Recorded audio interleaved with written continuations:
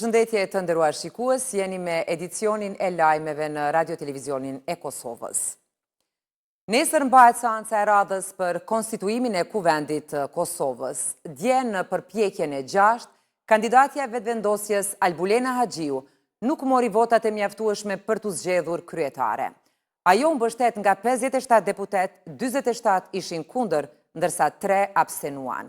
Seanca nisi me vonesë, ndërsa kryesuesi Avni Dehari dhe Glauko Njufca apeluan për mirëkuptim dhe zhbllokim institucional.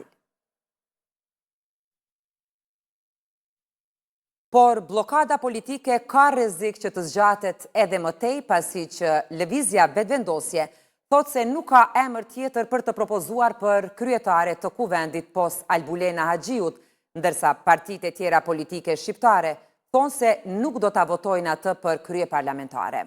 PDK, LDK e AAK kritikojnë vetëvendosjen për mungesë të vullnetit për konsensus.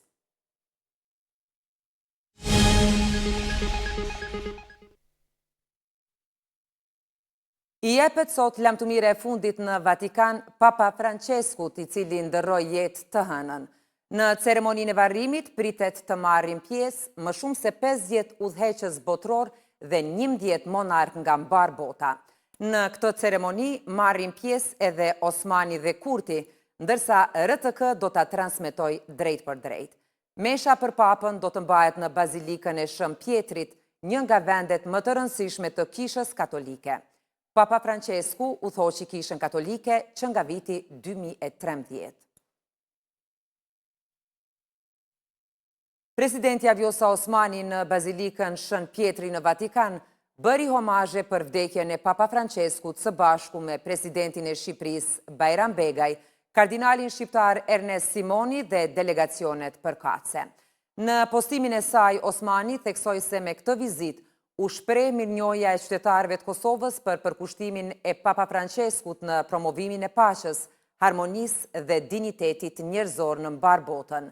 Nga ana tjetër, kryeministri në detyrë Albin Kurti në mesazhin e tij ngushëllues në librin elektronik të ngushëllimeve të ambasadës së Italisë, shkruan se Papa Francesku udhëhoqi Kishën Katolike me zemër të hapur, me fjalë paqe dhe vepra drejtësie dhe përkujdesje për të varfrit dhe të marginalizuarit.